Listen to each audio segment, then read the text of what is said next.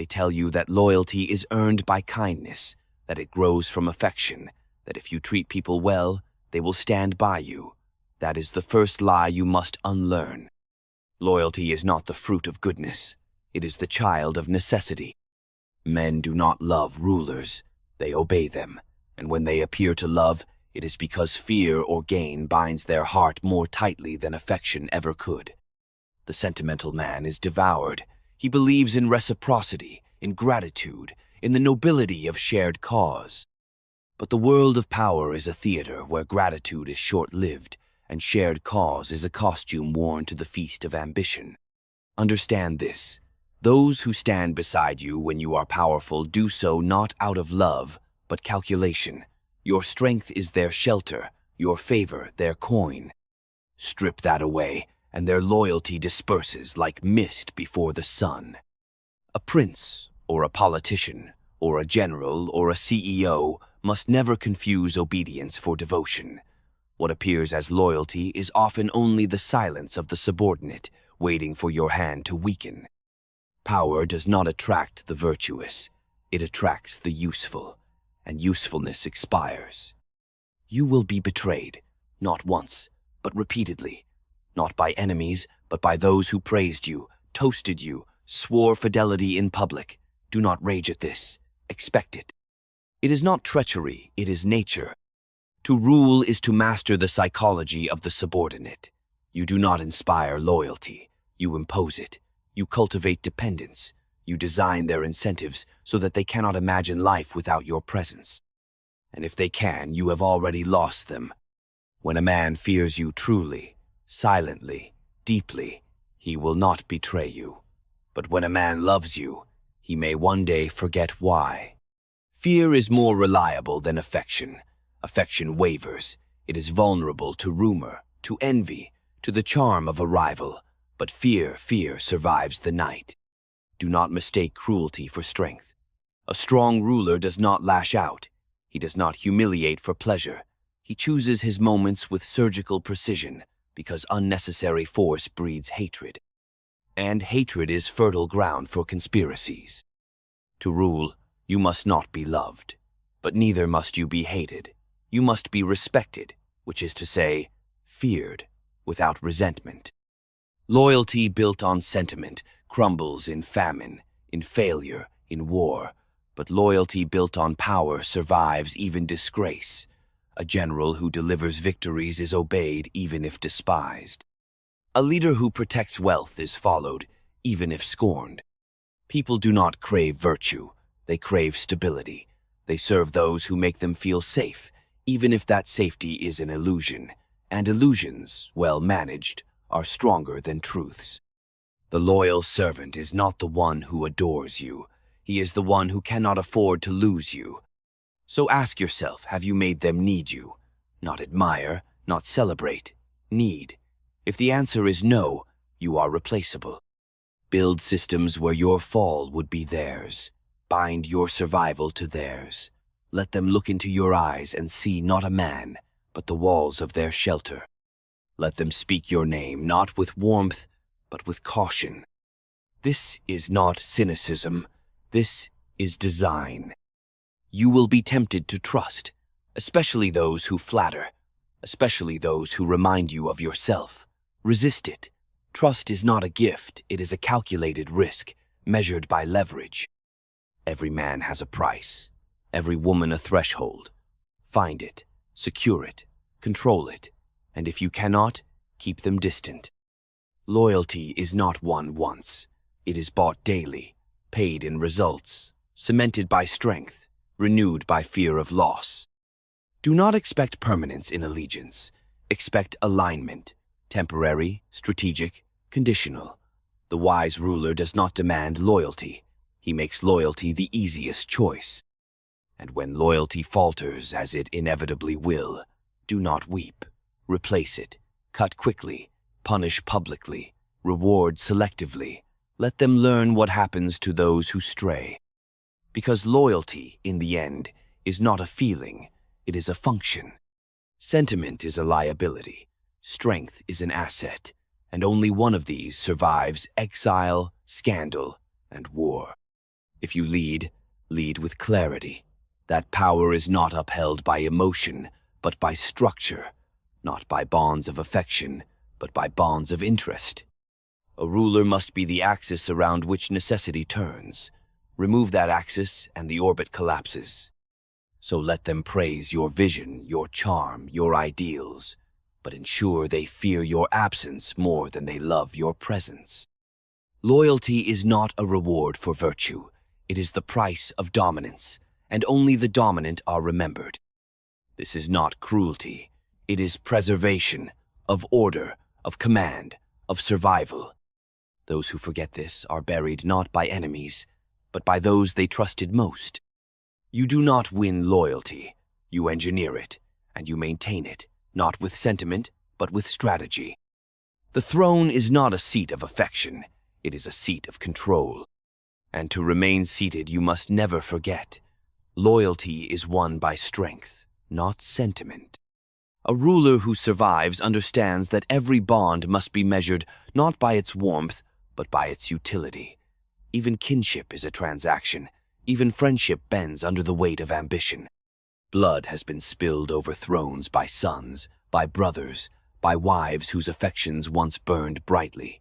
The history of power is not a gallery of loyalty. It is a graveyard of expectations unmet. And the wise do not mourn what they lose in love. They calculate what they gain in control.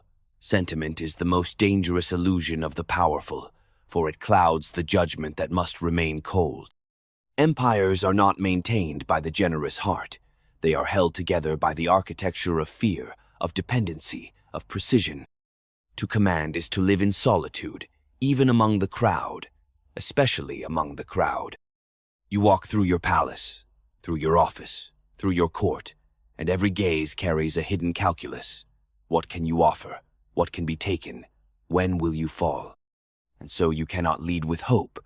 You must lead with inevitability. Make your power feel like nature itself, something not to be questioned, but adapted to. Do not allow your presence to feel optional. Make it structural. A man who sees you as the pillar of his stability will protect you more fiercely than one who merely likes you. For what we like, we can abandon. But what we depend on, we defend, even against ourselves. Never confuse silence for agreement. Silence is often the mask of calculation. They nod in meetings, they sign the paper, they offer their hand, but in the stillness of their ambition, they prepare. Your task is not to silence ambition. That is impossible. Your task is to direct it, to absorb it, to make their rise contingent upon yours. The most secure ruler is not the one with the most loyal men, but the one whose disloyal men cannot move without collapsing the floor beneath them. Control is not maintained through speeches or slogans. It is maintained through structure, through design, through the careful crafting of need, where every road leads back to you. Distribute favors like oxygen freely at first, but never without tracking where each breath goes. Let none forget who filled their lungs. Let every advancement feel like your hand pushed it forward. And should they begin to think themselves self-made, remind them subtly, decisively, that freedom from your favor is the beginning of their decline. You must also remember that fear, like any weapon, dulls with overuse. It must be sharpened through restraint. When you punish, punish decisively but never indiscriminately. When you show favor, let it shine just long enough to warm, but not burn. In this balance, you create an aura that governs not through constant exertion, but through presence.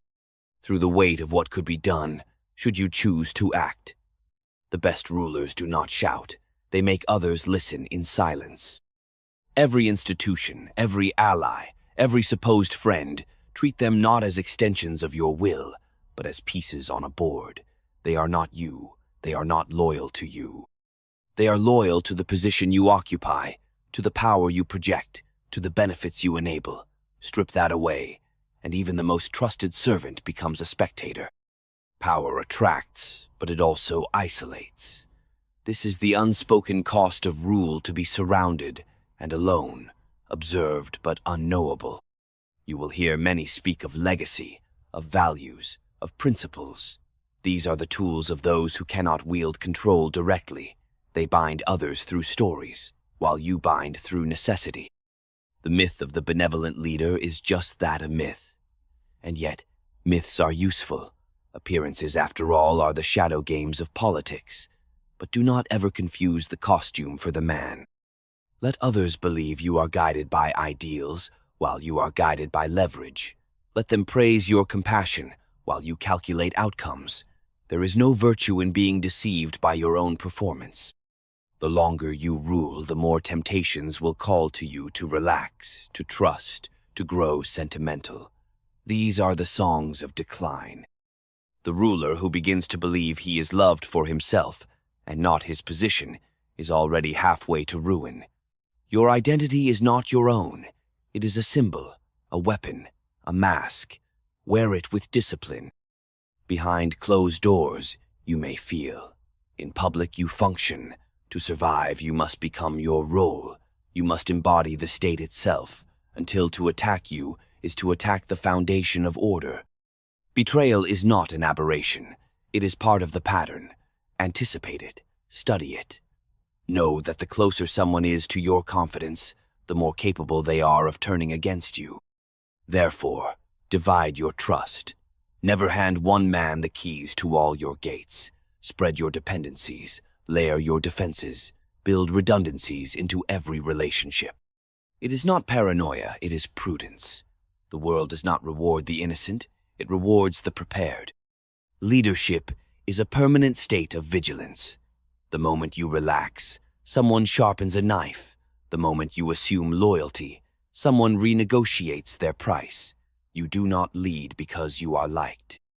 You lead because others need you more than they despise you. And this balance must be maintained through continuous motion. Reward, remind, replace, reassert. Power is not a summit. It is a platform that must be rebuilt each day, brick by calculated brick. You must cultivate the art of forgetting betrayal without erasing it. Do not dwell in grudges, they make you predictable, but neither should you forgive in the heart. Let memory serve you coldly. Track every slight. Record every shift in tone. Let your memory be a map of the battlefield, not a diary of pain. Those who wronged you once will do so again, unless you rearrange the terrain around them. Make their past mistake a chain they carry, not visible, but felt, always felt. And finally, accept the loneliness of rule. Do not seek comfort in the illusion of loyalty born of affection. The loyal are those who see your rise as their own. The rest are watchers, waiting for cracks. Let them wait. Let them find none. Let your presence be so woven into the machinery of their success that their own survival demands your continuity. This is not cruelty. This is sovereignty. Do not be the ruler who was beloved but overthrown. Be the one they feared to lose, not for who you are, but for what your absence would unleash. That is the shape of modern loyalty. That is the law of power's endurance, and that, above all, is the weight of command. The shape of command is not forged in speeches or ceremonies. It is built in the shadows, in whispered bargains, in silent calculations, in the meticulous anticipation of betrayal. You do not inherit stability. You construct it from the nerves of men, the habits of systems, the hunger of institutions, and once built, you do not rest upon it. You test it, stress it, reinforce it constantly. For in the political world, what is not actively sustained is already in decline. Do not envy the man who is universally adored. That man is a hostage to public affection. His movements are watched, his mistakes amplified, his popularity a cage. Better to be respected than embraced. Better to be known as essential than admired as kind. The winds of popular favor shift with speed and without warning, but necessity holds. So long as you are useful, you are irreplaceable. Strip yourself of usefulness, and no memory of your goodness will preserve you. Beware the intoxicating trap of goodwill. It feels like power, but it is not. It is conditional. It evaporates under pressure. One failure, one unpopular decision, and the crowds that once cheered will scatter. Goodwill is weather. Strategy is infrastructure. You must rule with the certainty that affection can be weaponized against you, that the same mouths that cheer can curse, that admiration, when not tethered to need, decays into resentment, and resentment breeds revolution. You must teach them gently, relentlessly, that their survival flows through you, not as a tyrant, but as a necessity. Make yourself the axis of their ambition, the broker of their futures, the guardian of their security. Build structures that collapse in your absence. Allow no system to thrive independent of your hand. The illusion of distributed power must remain just that illusion. In truth, all roads must converge at your command. Even alliances must be constructed as dependencies. Do not empower partners who do not fear your collapse. Let them profit, yes, but never freely. Let every benefit you offer come with a thread back to you.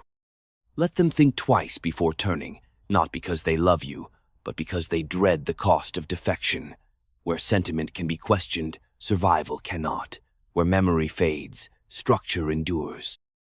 If you wish to be followed, then entwine your destiny with theirs until the two are indistinguishable. Never explain your rule. Justify nothing. Power is most potent when it is accepted without debate. Let others speak of fairness, of process, of openness. You are not here to be transparent. You are here to be effective. Those who reveal everything invite exposure. Those who hide nothing are easily mapped. The effective leader remains partially veiled. He allows only glimpses enough to inspire obedience, never enough to permit dissection. The closer they think they are to knowing you, the easier they are to mislead. Maintain mystery. It is the curtain behind which strategy sharpens. Predictability is the ruin of power. When your next move is expected, it can be countered. When your motives are legible, they can be manipulated. So speak often, but reveal little. Make yourself known, but never knowable. And if they claim to understand you, change. The greatest threat to power is not opposition, it is stasis. The ruler who ceases to adapt, who governs today as he did yesterday, is already conquered. Circumstances evolve, rivals mutate. Allegiances expire. Your strategy must be fluid, your mind unburdened by nostalgia. Tradition is not strength, it is weight. Use it when useful, abandon it when it drags. The past is a weapon, not a master. Wield it, but never serve it. To preserve command, you must master timing. The right move, too early or too late, is still failure. Strike only when the terrain favors you, and if the terrain does not reshape it. Create the conditions in which your decisions become inevitable. Control is not the imposition of will upon a resistant world. It is the design of a world where your will meets no resistance. And what of mercy? It is a tool. Use it rarely, strategically, when it strengthens your position or deepens your mystique. A well-timed pardon can bind a dangerous man. A carefully displayed clemency can fracture a hostile coalition. But mercy offered from weakness is not mercy, it is blood in the water. If you must spare, let it be seen as strength choosing stillness, not weakness pleading for peace. The ruler who confuses benevolence for security will soon rule nothing, for there is always another colder, bolder, more precise, waiting to carve open the illusion of kindness and reveal the weakness beneath. Compassion has no place in the language of command unless it is weaponized. Show it only when it serves. Withdraw it without warning. Keep others guessing. Let your inner map contain the full topography of your capability, but let none walk that terrain unescorted. Even when stability is achieved, never confuse peace for permanence. Peace is a lull, a pause in the rhythm of conflict. Beneath it, ambition stirs, rivalries plot. Your own allies drift into their own dreams, so while the people sleep, you must stay awake, not paranoid prepared. Let the illusion of peace serve you, but never believe it. Peace is the surface. The current below must remain under your command. This is the path of rule, not glorious, not noble, but enduring, not built on affection, but on design. And in the end, you must decide, do you wish to be loved briefly or obeyed indefinitely? Do you want their hearts or their allegiance? One is fleeting, the other is survival. And those who survive, they shape the world. To shape the world is not to speak of ideals, but to impose form upon chaos, to bend human will through systems, symbols, and necessity. The one who survives longest determines the memory of conflict, writes the laws, forges the myths. The vanquished are not remembered as noble, only as weak. History does not honor intention. It honors endurance, and endurance belongs not to the pure, but to the calculating. Do not aspire to be understood. Aspire to be unchallenged. The ruler's clarity must exist only in results, not in the transparency of method. The more visible your strategy, the more vulnerable it becomes. A leader must become the mirror in which others see what they need, protector, liberator, commander. But beneath that mirror lies the machinery of control, always humming, always adjusting. A ruler is not one man, but an architecture of influence extended across time. The masses do not follow truth. They follow force, a clean uniform, a commanding voice, a decisive gesture. These are the marks of certainty, and certainty is power. Those who hesitate lose command. Those who appear to hesitate are already halfway removed from it. Never deliberate publicly. Deliberation is for the inner chamber. To the world, you issue conclusions, not questions. You are the answer, or you are nothing. Never grant what you can delay. Never deny what you can reframe. Rulership is not about fairness, it is about dominance through perception. Let your enemies chase your shadow, let your allies chase your favor. But let no one touch your core. The more exposed you become, the more easily dismantled. Fortify your secrets, build walls of silence. Even your most trusted should understand only pieces, never the whole. Compartmentalization is not paranoia, it is prudence against collapse. Expect no loyalty from those you have not made dependent. Expect no honesty from those you have not cornered with consequences. And expect no mercy in your fall unless you have trained those beneath you to believe their own fate dies with yours. Power teaches loyalty, weakness teaches defection. Those who ruled before you and lost forgot this. They softened, they trusted affection, they mistook admiration for allegiance, and their names are now spoken with pity or not at all. You must learn to rule across time, not just circumstance. The short view blinds, the long view protects. Sacrifice praise today for fear tomorrow. Sacrifice applause for resilience. Every moment of popularity is a loan taken from the vault of authority, and every debt of goodwill must one day be paid, often in concessions, in compromise, in weakness. Far better to be feared with silence than loved with conditions. You will see others rise quickly, basking in affection, drunk on rapid success. They will mock your caution, your coldness, your distance. And then they will fall, with speed proportionate to their ascent, because what is built on admiration alone cannot weather descent.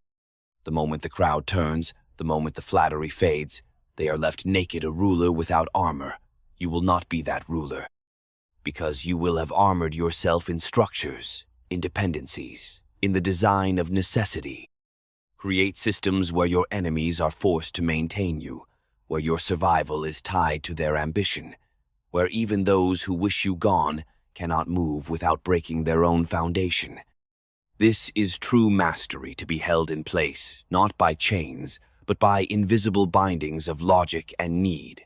Let them conspire, let them plot, but when they look at the cost of your fall, let them hesitate.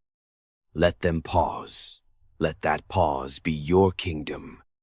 Even in exile, remember, power is not a place, it is a posture. A mind sharpened by failure is more dangerous than a throne dulled by comfort. Exile is not defeat, it is reconfiguration. Use it to study, to unlearn, to transform. The fallen who rise again do so with fewer illusions. They return colder, harder, clearer, and that clarity is lethal. Because once you've known what it is to be betrayed by affection, you no longer trust softness, you trust structure. This is not a philosophy of despair. It is a blueprint of survival. In a world where power is the final argument, clarity is not cruelty, it is mercy to the self. It is the refusal to be fooled again. You do not wield power because you are the best. You wield it because you understand what it demands. And what it demands is not a clean conscience. It demands a steady hand. Do not ask whether your people love you. Ask whether they fear your loss, not for emotional reasons, but because their own prospects are tied to yours. That is the only loyalty that endures. That is the only affection that governs. You are not building a kingdom of hearts.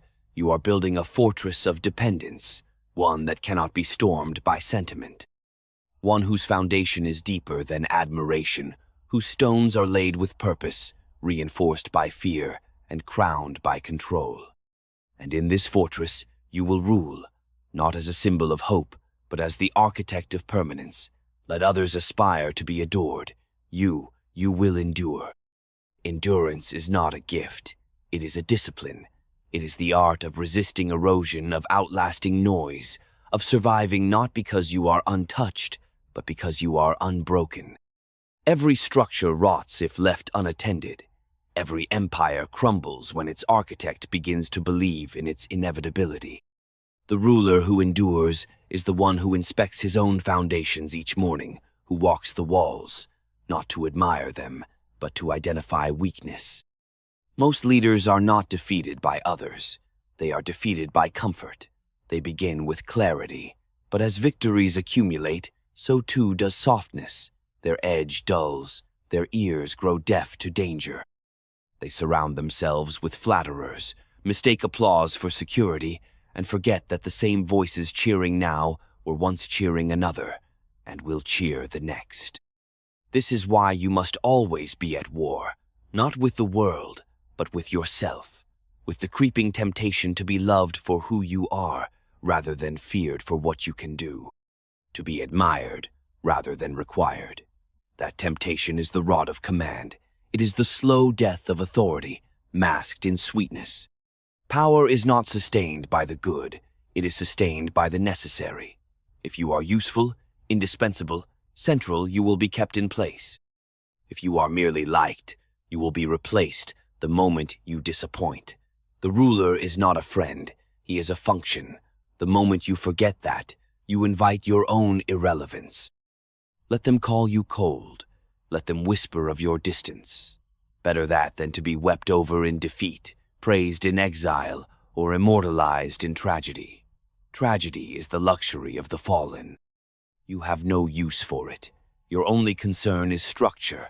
Your only morality is durability. Do not seek fairness. Fairness is the language of the weak, pleading for balance they cannot enforce. You must speak the language of advantage, of position, of leverage. Because when balance fails, and it always does, only those with leverage remain standing.